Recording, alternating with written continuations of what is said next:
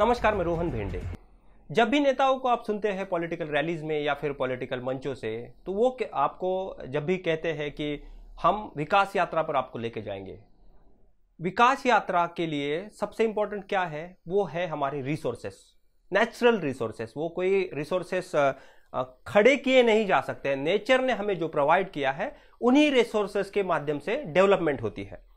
अब जब resources finite है तो इनफाइनाइट डेवलपमेंट कैसे होगा? ये तो बात समझने की है। लेकिन हम इन नेताओं के पीछे लगे पड़े हैं और पिछले कई दशकों से हमने हमारे सृष्टि ने जो हमें प्रदान किया था, जिस सृष्टि ने हमें दान दिया था, उसको बिगाड़ते चले गए। नतीजा यह हुआ कि पर्यावरण के पूरे प्रोसेस में एक बदलाव आया है। टेम्परेचर बदल गया है। पूरे विश्व में हर साल कुछ ना कुछ छोटा सा टेम्परेचर हाइक हो रहा है। ये छोटा सा टेम्परेचर हाइक मतलब सृष्टि का पूरा चक्र बिगाड़ने की जो प्रक्रिया है उसमें हाथ लगाता है। जम्मू कश्मीर में, कश्मीर हमारे देश का नंदनवन है, हम उसको वेनिस भी कहते हैं इंडिया का। उस कश्मीर में पिछले 39 साल से सबसे ज्यादा हिट इस साल है। पिछले 40 सालों में जो रिकॉर्ड है वो इस साल तोड़े गए हैं। कल ही भारत सरकार का जो मौसम विभाग है, उन्होंने अपने आंकड़े जारी कर यह पिक्चर क्लियर किया कि अभी जो टेम्परेचर जम्मू कश्मीर का है, जो हीट वेव वहां पे है, वो हाईएस्ट लेवल पे है पिछले 39 सालों में। और उसी के साथ वहां के जो बाकी चीजें हैं, वहां पे बारिश जो है, बारिश नहीं आ रही है। और वहां का जो बाकी स्ट्रक्चरल रिफॉर्म्स प्रोसेस है नेचर का, वो भी बिगड़ता जा रहा है। मैं कुछ कहूं इससे पहले या फिर मैं कुछ सुनाऊं इससे पहले आप हमारे देश के प्रधानमंत्री को सुनिए, वो बच्चों से वार्तालाप में क्या कह रहे थे। Sir, my question to you is that we in Assam feel very concerned about climate change and its consequences. Sir, how can you help and guide us to protect our pristine environment? देखिए, आज छोटे छोटे बालक भी climate change और environment change की चर्चा कर रहे हैं। अब मेरे मन में एक सवाल है कि सचमुच में क्या चेंज हुआ है। हम अपने आप से पूछें। आपने देखा होगा कि हमारे गांव में जो बड़ी आयु के लोग होते हैं ना, 70, 80, 85, 90 साल के लोग, तो सर्दियों में अगर आप देखेंगे तो अक्सर कहते हैं कि पिछली बार से इस बार सर्दी ज्यादा है। ऐसा कहते हैं ना। एक्चुअली सर्दी ज्यादा नहीं है, उनकी उम्र बढ़ने के कारण उनकी सहने की शक्ति कम हो गई है, इसलिए उनको सर्दी ज्यादा महसूस होती है। तो परिवार के जो बुजुर्ग लोग हैं वो कहते हैं, भाई जो पिछली बार इतनी सर्दी नहीं थी, इस बार सर्दी ज्यादा हो गई। वैसे ही ये क्लाइमेट चेंज नहीं हुआ है, हम चेंज हो गए हैं। बच्चों को वो बता रहे थे कि प्रॉब्लम पर्यावरण का नहीं है, पर्यावरण में कोई बदलाव नहीं हो रहा है, एक्चुअल में आप बूढ़े हो रहे हैं। ये हमारे देश के प्रधानमंत्री कह रहे थे। ऐसे ही ट्रंप ने भी ऐसे ही किया। जब वो चुन के आए तो उन्होंने जो पेरिस एग्रीमेंट था उसको मानने से इनकार कर दिया। अब मैं आपको एक स्टोरी पर लेके जा रहा हूं।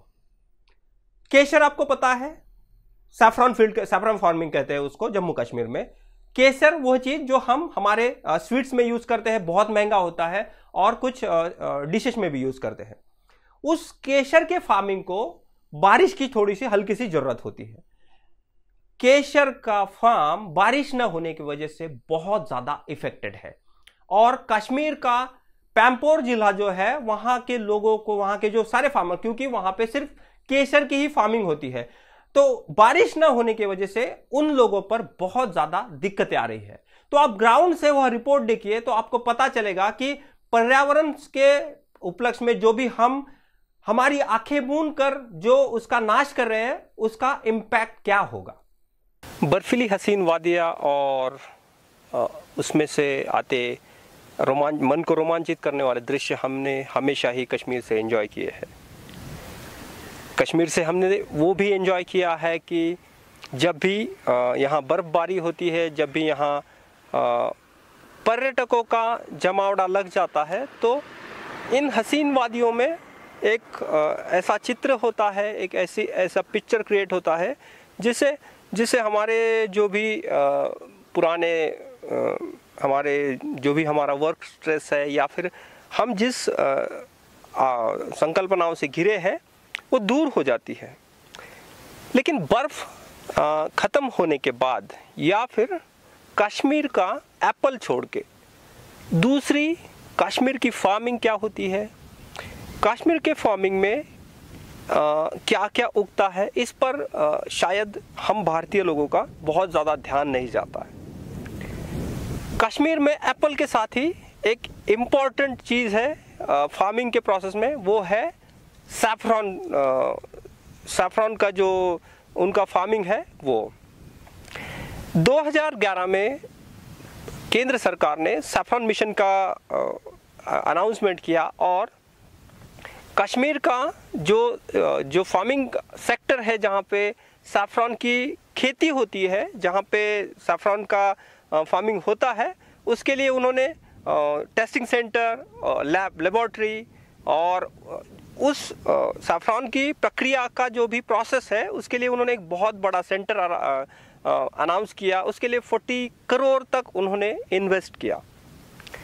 फार्मिंग, सैफरॉन का फार्मिंग, उसके साथ बाकी की प्रोसेस, और अभी फ़िलहाल 2020 में उस फार्मिंग को, जो सैफरॉन का फार्मिंग है, इसके आगे पीछे कौन से प्रॉब्लम्स खड़े हैं, इनको जानने के लिए, इनको हमें तह से पता करने के लिए कि सैफरॉन के फार्मर्स अभी क्या कर रहे हैं, उनकी अभी की क्या सिचुएशंस है, हमें बात करना पड़ेगा ग्राउंड ज़ीरो से। और ग्राउंड ज़ीरो से उन्हीं से बात करना पड़ेगा जो इस सैफरॉन की फार्मिंग में जुड़े हैं। सो सैफरॉन का पूरा प्रोसेस समझने के लिए और इस पर पूरी जानकारी लेने के लिए हमारे दर्शकों को भी और सारे वो लोगों को भी जो कश्मीर को सिर्फ कुछ चुनिंदा प्रोसेस के लिए जानते हैं, उनके लिए हम एक ग्राउंड रिपोर्ट कर रहे हैं। मेरे साथ आज अब्दुल माजिद साहब जुड़ रहे हैं, जो प्रेसिडेंट है सैफरॉन फार्मिंग यूनियन जो है इनके। अब्दुल माजिद साहब, इंडिया बुलेटिन के इस खास ग्राउंड ज़ीरो में आपका स्वागत है। मैं आपसे मेरे दर्शकों के लिए जानना चाहता हूं कि एक्चुअल में सैफरॉन फार्मिंग क्या है, आप कैसे सैफरॉन को उगाते हैं, उसका डिटेल प्रोसेस क्या है, उसके बाद उसको आप कैसे प्रक्रिया करते हैं, मार्केटाइज कैसे होता है, पहले कैसे होता था, बाद में कैसे होता है, अभी की क्या कंडीशन है आपके पास। जो आप कह रहे थे मुझे डिस्कशन में कि आपके पास वाटर का बहुत तकलीफ़ है, इन सारे चीज़ों पे मैं आपकी राय जानना चाहता हूँ। तो हम थोड़ा सवालों से आगे चलेंगे। तो आप सबसे पहले मुझे ये बताइए कि सैफरॉन एक्चुअल में क्या है, इसकी फार्मिंग कैसे होती है। एक्चुअली सैफरॉन की फार्मिंग ऐसी होती है कि जो अगस्त में 15 अगस्त के बाद हम इसकी सोइंग करते हैं। 15 अगस्त के बाद तो नवंबर में इसका लास्ट वीक ऑफ अक्टूबर में इसका क्रॉप आता है। तो उस क्रॉप के साथ फिर हार्वेस्टिंग होती है। इसी दौरान 3 दिन में इसकी हार्वेस्टिंग होती है। तो फिर हमारा पुराना जो ट्रेडिशन था मैं वही बता रहा हूँ आपको। फिर निकाल कर हार्वेस्टिंग करके हम सुखाते थे इसको। फिर ये जो यहाँ के डीलर हैं उनको भेजा जाता है। आज तक वो तो हम ऐसा ही करते हैं। सैफरॉन की बुआई कैसे होती है, कैसे ये तो पहले तो हम वो हाल से बोते थे, लेकिन अब तो जो नया हम 2011-12 से हम कर रहे हैं, अब सोइंग हम हाथ से ही करते हैं। जो नया हमें डिपार्टमेंट ने सिखाया कि आप इस तरह करो, इससे आपको क्रॉप में भी फ़र्क आ जाएगा। और जो हम ऐसे पुराना ट्रेडिशन करते थे उसको 3 साल के बाद हमें क्रॉप मिलता था।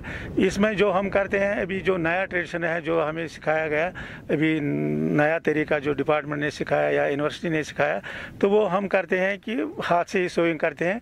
तो उसको पहले ही साल क्रॉप आता है, 30-40% पहले ही साल ही आता है क्रॉप उसमें। तो उससे फ़ायदा आ गया एक फार्मर को, और ये जानकारी जो मिल गई उसको, उससे काफ़ी फ़ायदा भी आ गया। सैफरॉन का जब आप बोइंग करते हैं, उसके बाद जब अपने उसमें बो दिया एक बार, तो उसके बाद आपको पानी जो है वो कैसे देना होता है? क्या आप उसको स्प्रिंकलर से देते हैं या कुछ नहीं? अभी कुछ नहीं। पहले तो टाइम पर बारिश पड़ती थी तो ऊपर वाले की मेहरबानी होती थी, तो हमेशा क्रॉप निकलता था ज़बरदस्त। अब तो मौसमी हालात बदलने से तो हमें पानी की अशद ज़रूरत है, क्योंकि टाइम पर मसलन ये अगस्त का महीना है, इसमें तो बारिश अभी होनी चाहिए सैफरॉन के लिए, मैं कहता हूँ, या बाकी क्रॉपों के लिए, लेकिन सैफरॉन के लिए खुसूसी आजकल बारिश होनी चाहिए। 2-3-4 बारिश अगर होती तो टाइम पर। अगर अभी बारिश नहीं हुई तो क्या आप सैफरॉन बो पाएंगे? सैफरान तो ऑलरेडी हमने बोया है, लेकिन हाँ वो तो अभी हम जब बोते हैं इसको 4 साल पीछे नीचे जो फील्ड है इसमें आप ये पूरा बो दिया है पूरा। ये तो एक दफ़ा बोने से एक दफ़ा बोया हमने सैफरान का बीज जो कार इसके होते हैं, तो जो एक दफ़ा बोया हमने वो 4 साल 5 साल के लिए 6 साल के भी लिए चलता है। तो वो तो बोया है, सिर्फ इसको जुताई करनी पड़ती है 2 दफ़ा 3 दफ़ा साल में।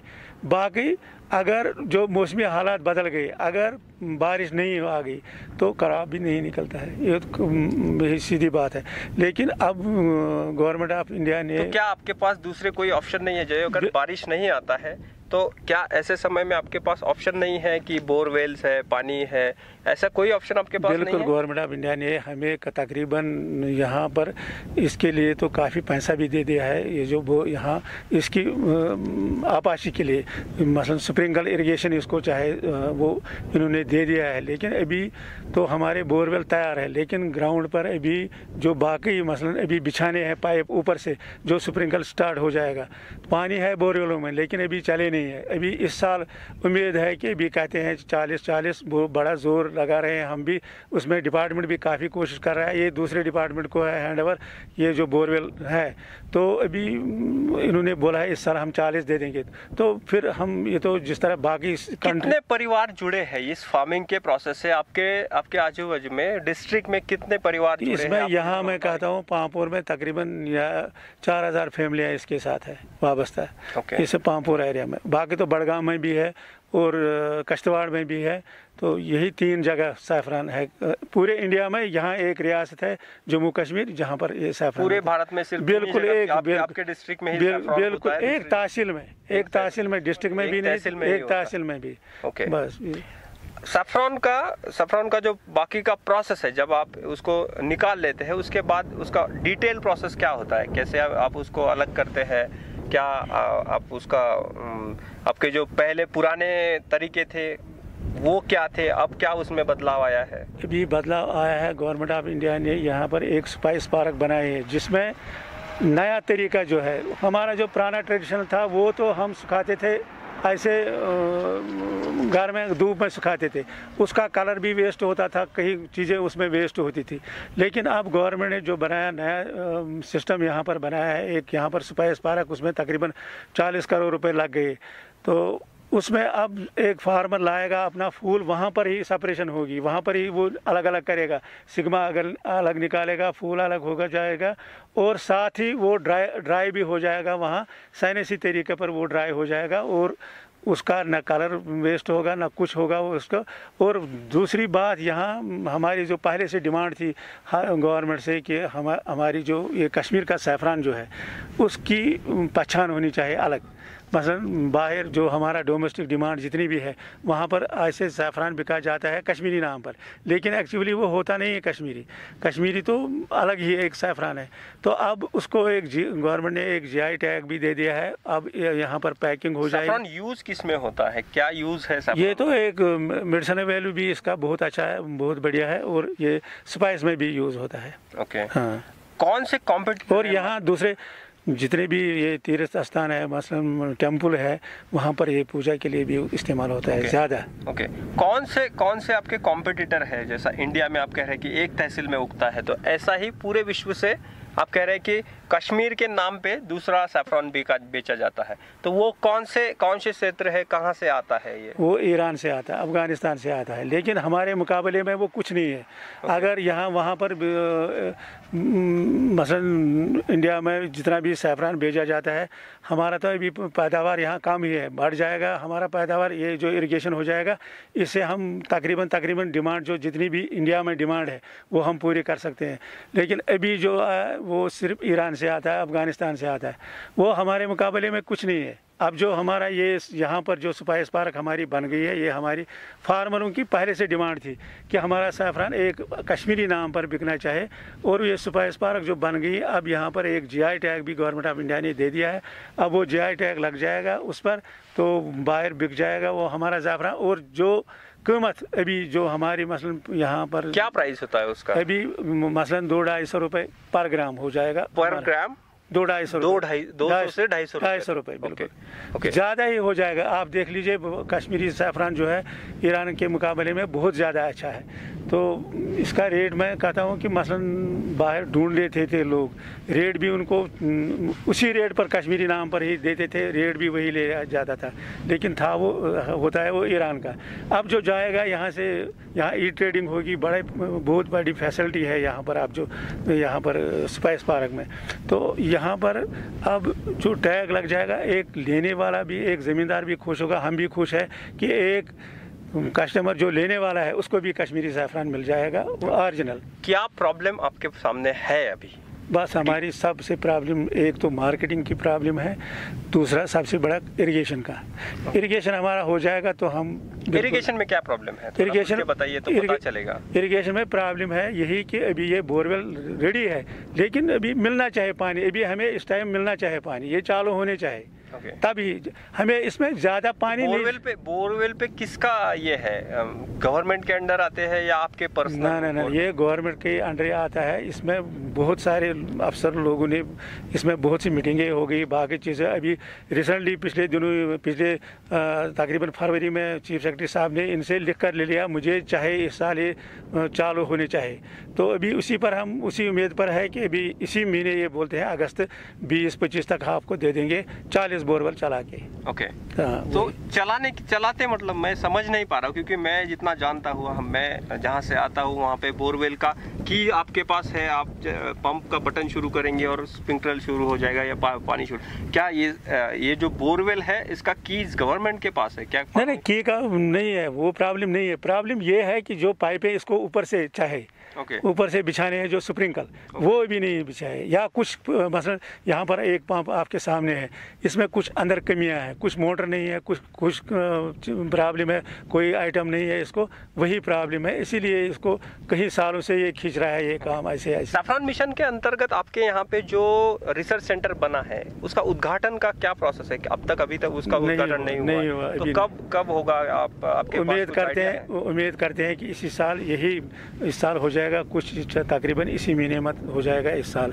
पिछले गवर्नर साहब को भी हमने रिक्वेस्ट की थी आप इसको चालू कर लीजिए, तो वो चेंज हो गया, अब नए आ गए तो कर लेंगे, अभी चेंज अभी हो जाएगा इसको। तो ये एक फार्मर के लिए एक बहुत ही बड़ी बेनिफिट की बात है, जो यहाँ ये जो स्पाइस पार्क है, ये बहुत ही बड़ी। स्पाइस पार्क से फार्मर के जो भी इश्यूज है, जो भी प्रॉब्लम्स है, वो सॉल्व हो जाएंगे। मतलब गवर्नमेंट अपना काम कर रही है, लेकिन समय का जो अभाव है, समय के जो उनके थोड़ा बहुत दूसरे डिपार्टमेंट ने इसमें प्रॉब्लम की, वरना जो डिपार्टमेंट मसला एग्रीकल्चर इसके साथ डील कर रहा है सैफरान मिशन के साथ, उन्होंने उतनी मेहनत की, हमने भी, किसानों ने भी मेहनत की, डिपार्टमेंट ने भी काफ़ी मेहनत की, लेकिन वो मेहनत ही ज़ाया हो गई पानी की ना होने की वजह से। ओके, आप हमारे चैनल के माध्यम से सरकार से या फिर गवर्नमेंट की जो अथॉरिटी, इनको क्या अपील करना चाहते हैं? आखिरी आपको क्या आपके मन में है कि गवर्नमेंट सुने और उस पर कार्रवाई करे? एक तो ये स्पाइस पार्क चालू होनी चाहिए। दूसरी बात, जितने भी वहाँ पर मसलन हमारी डोमेस्टिक डिमांड जो है, कोऑपरेटिव है, बाकी जगह है, स्पाइस बोर्ड है या नेशनल हार्टिकल्चर बोर्ड है, या जहाँ निजी इदारे जो जिनके सेल सेंटर है या शॉपिंग मॉल्स है, बड़े बड़े जो मॉल्स है, वहाँ पर ये सैफरान होना चाहिए, कश्मीरी सैफरान। यहाँ अब गवर्नमेंट पैक करेगा, गवर्नमेंट एक सर्टिफिकेशन लगाएगा इस पर, वहाँ पर ये गवर्नमेंट को चाहे कि इन जितने भी कोऑपरेटिव है उनको एक आर्डर होना चाहिए कि ये आप कश्मीरी सैफरान खरीदो, ये 100% प्योर है, और यहाँ से डिपार्टमेंट एक ही है पीछे, तो एक किसान को भी फ़ायदा आ जाएगा, लेने वाले को भी फ़ायदा आ जाएगा। ओके, हमारे साथ जुड़ने के लिए आपका बहुत शुक्रिया। सर आपको। वानी साहब हैं मेरे साथ। वानी साहब फार्मिंग करते हैं सैफरान का। जानते हैं, मैं आपको पहले से बताते आया हूँ कि देखने का नज़रिया किसी एक चीज़ को और उसके पीछे के इश्यूज वो डिफरेंट होते हैं। कश्मीर को देखने का नज़रिया हमारा, और वहाँ पे ग्राउंड के जो बहुत सारे प्रॉब्लम्स हैं उसमें से एक प्रॉब्लम है सैफरान का। मतलब वह प्रॉब्लम नहीं है, वो फार्मिंग है, लेकिन वो जितने भी फार्मर्स हैं उनको कुछ इश्यूज आ रहे हैं, उनके कुछ तकलीफ़ें हैं। वानी साहब से जानेंगे। वानी साहब, इंडिया बुलेटिन के लिए जुड़ने के लिए आपका सबसे पहले तो शुक्रिया। आप मुझे बताइए कि आप कितना फार्मिंग है, कितना एकड़, कितना या फिर कैसा, कितना फार्म क्रॉप आप बोते हैं? मेरे 20 कनाल है। 20 कनाल? 20 कनाल मुझे अपने हैं और मैं इसी से मुनसर हूँ, मैं यही चलाता हूँ और इसके अलावा मैं कुछ नहीं कर सकता हूँ, क्योंकि बाकी बच्चे वो भी इसी के साथ जुड़े हुए होते हैं। और हमने अब पिछले महीने में इसकी खुदाई की, अब इसकी बोइंग करनी है इसी महीने में, और उसके बाद तीसरी बार फिर भी ये खुदाई करनी है। और अगर अल्लाह ने चाहा तो बारिश पड़ी तो यहाँ निकलेगा, कुछ साफरान निकलेगा, अगर नहीं तो जैसे आज इसकी बारिश, पिछले महीने इसकी कारम को ज़रूरत थी, जो इसकी कारमज है उसको पानी की ज़रूरत थी। अब क्योंकि वो कारम सूख गया है थोड़ा, इस धूप गया, वो 10-20 इंच गया नीचे धूप, कुछ ज़मीन में कोई नमी नहीं है, इसलिए हम अल्लाह से प्रार्थना करते हैं कि अगर वो बारिश बरसा दे तो हम थोड़ा बच सकते हैं, नहीं तो ये इस साल तबाह हो सकता है। और जैसे कि बच्चे को माँ की ज़रूरत होती है, छोटे वो 2-2.5 साल के बच्चे को माँ की ज़रूरत होती है दूध की, उसी तरह हमारे इस ज़ाफ़रान को बारिश की ज़रूरत होती है 2-3 महीनों में, ख़ासकर इस अगस्त के महीने में बारिश की ज़रूरत होती है। बारिश का पिछले 2-4-5 सालों में थोड़ा कम बदलाव आया है, उसके रीजंस क्या है, क्या आप बता पाएंगे? नहीं, इसकी रीज़न हम कि मौसम का बदलाव आया है, हम कि ये हमारे पता नहीं कि हमारे पाप है क्या है जो इसके आगे आते हैं, ये उसी को मालूम होता है कि मैंने बारिश बंद क्यों की है। कि पहले जो हमारे बाप दादा अजदाद करते थे, उनको साल में कम से कम 10-15 बार 20 बार बारिश पड़ती थी। हमें इस 15 कम से कम 4 महीने हो गए हैं, मई जून जुलाई अगस्त, 4 महीना चौथा महीना चल रहा है कि बारिश नहीं आ रही है। अब हमें इस पर हमारी उम्मीदें इस बोरवेलों पर थी। कितने लोग हैं आपके फैमिली में? हमारी फैमिली में है 8 लोग। और पिछले साल कितना आपने कमाया था या फिर कितना आपका इनकम था इस फार्मिंग के इसमें? थोड़ा पिछले साल भी कम निकला था, मुझे 1 kg निकला है फिर। ओके बस 1 kg तो निकला। आपका जितना 20 कैनाल है उसमें टोटल इसमें कितना इनकम, अगर प्रॉपर बारिश हो जाए या फिर आपको गवर्नमेंट की तरफ से या फिर स्प्रिंकलर से बारिश अगर पानी दे दिया जाए तो कितना आपको? कम से कम 5-6 किलो निकल जाएंगे, अगर हम थोड़ा कम ही निकलेगा 5-6 किलो निकल सकते हैं। जैसे कि हमें एग्रीकल्चर वालों ने सिखाया है कि उसे हमें ज़्यादा सोइंग हुई है।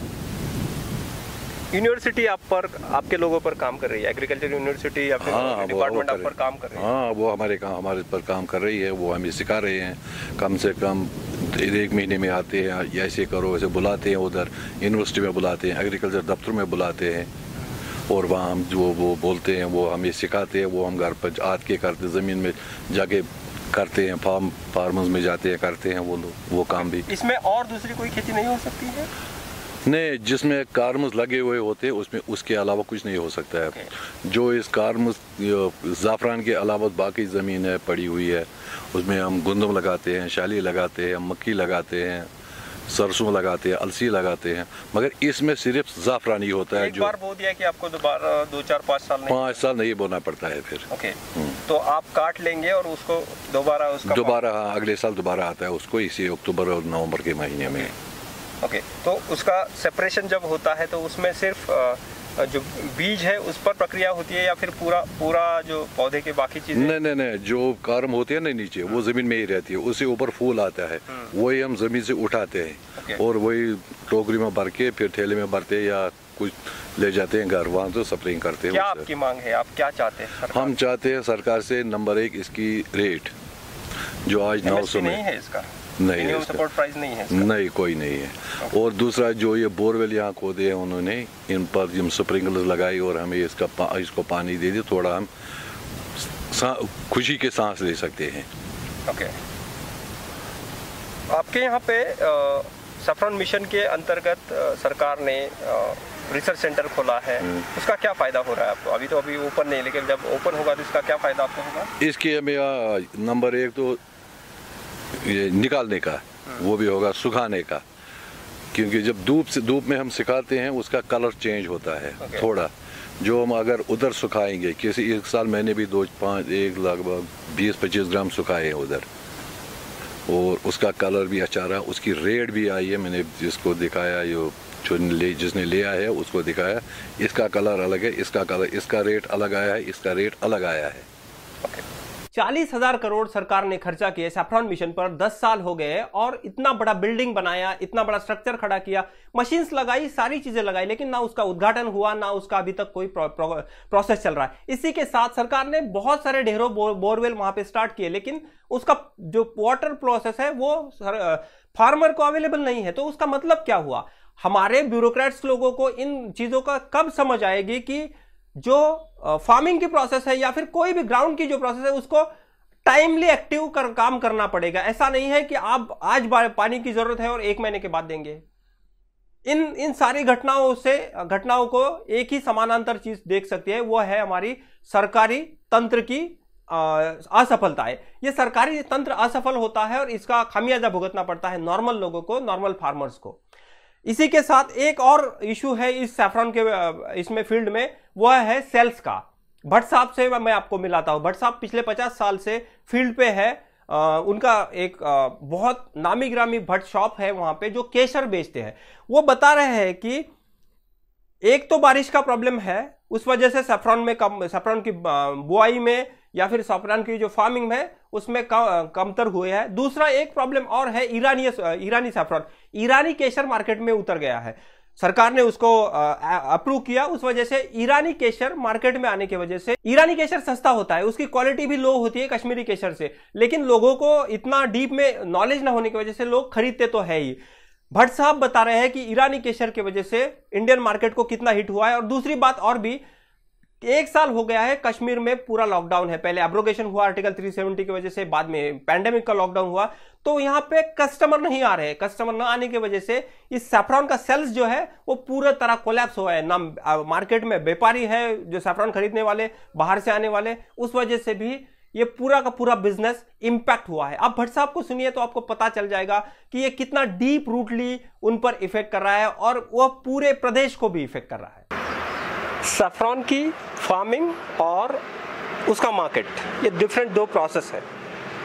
सैफरॉन की फार्मिंग को आपने देख लिया, उनके इश्यूज भी जान लिए, उसी साथ सैफरॉन का जो मार्केटिंग होता है, जो सेल्स होता है, उसको जानने के लिए हमें यह सेंस मिलने के लिए हमें बात करनी होगी जो इस बिजनेस में जुड़े हैं, जो सैफरॉन की सेल्स करते हैं। मेरे साथ नूर मोहम्मद भट्ट साहब जुड़ रहे हैं। 5 दशक से ज़्यादा वो यही काम करते हैं। उनसे मैं आपको रूबरू करवाऊंगा और देखते हैं सैफरॉन की सेल्स का प्रोसेस कैसा है और इनका अनुभव क्या है, और पिछले 1 सालों में इसमें जो टूरिस्ट प्रोसेस बंद है इस वजह से क्या दिक्कत आ रही है। तो भट्ट साहब, आपका सबसे पहले हमारे प्रोग्राम में आप जुड़े, इसलिए आपका शुक्रिया। जनाब, ये प्रॉब्लम के सर आए थे। नंबर 1 जनाब, यहाँ काम नहीं चलते, बाहर का आदमी नहीं आए थे, काम यहाँ मंदा हो गया। हमारे पास ज़्यादा फेमस वो ज़ाफ़रान का है, उसके बगैर हमारे इस गांव में 24 गांव है, ये 24 गांव है केसर बनते, 24 गांव में उसके बारे में पड़ा है, नहीं आते कुछ नहीं जाते। आप कब से जुड़े हैं इस बिजनेस में? जनाब सालों भर है।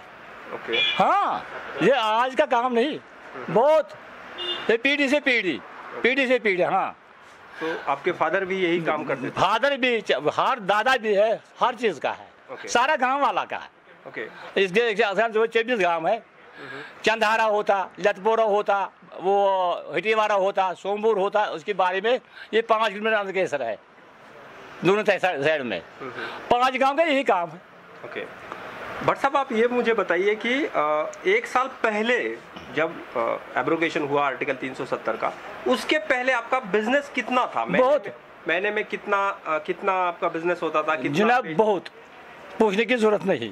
ओके। हाँ, जैसे बाहर का आदमी आए थे, बाहर का व्यापारी आए थे, उसका मंगाए थे, भेजेंगे। यहाँ भी आते, टूरी भी चलते, हर आदमी के बारे में इसके काम करते। तो तो अभी जो टूरिस्ट नहीं आ रहा है उस वजह से आपको बहुत थोड़ा रोकेंगे, बहुत कम हो गया, बहुत ज़्यादा कम। लोकल काम तो एक है, व्यापारी काम का दूसरा है। व्यापारी लोग आज मांगते 2 किलो, ये 6 मिनट के बाद और बताते। वो लोकल काम होता ना, लोकल काम के बारे में बजाय 6 किलो 15 किलो निकलते। सैफरन आप सिर्फ भारत में बेचते हैं या फिर बाहर विदेशों में? बाजना बम्बई तक, बम्बई तक। ओके, बम्बई तक। सैफरन के साथ और सारी चीजें आप बेचते हैं, मैं देख रहा हूं। अखरोट, बादाम, केसर, ये सब हम घर से बनते। ओके, हाँ, काजू वाजू नहीं, यहाँ नहीं बनते। ओके, नहीं, काजू बाहर से आते, किशमिश बाहर से आते, क्रैनबेरी बाहर से आते। यहाँ का फेमस अखरोट तो बादाम और केसर। केसर ज्यादा फेमस है। ओके, केसर ये 24 गांव के अंदर सिर्फ ज्यादा केसर कि उसके पास पैसे भी आते, तो व्यापारी आते, इसके ज्यादा पैसे आते। हाँ। सैफरन के बारे में अभी जो सरकार ने इनिशिएटिव लिए है, सैफरन मिशन का, यहाँ चलाता नहीं, ये रिसर्च सेंटर पर है अभी तक चलाता नहीं। तो चलने से जो क्वालिटी का ये है, आपके पास अच्छी क्वालिटी आ जाएगा, पूछने की जरूरत नहीं। बाकी ओके, जिन्हें हम खुद बना खेती बाड़ी का काम करते, खुद उगा के। आप सैफरन उगाते भी? बिल्कुल जनाब, खुद बनाए थे, खुद बेचेंगे। ओके,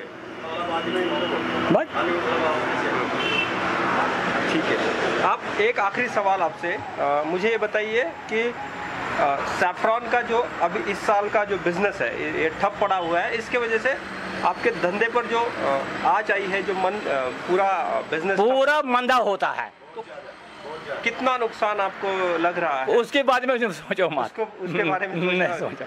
ठीक है, थैंक यू हमसे जुड़ने के लिए।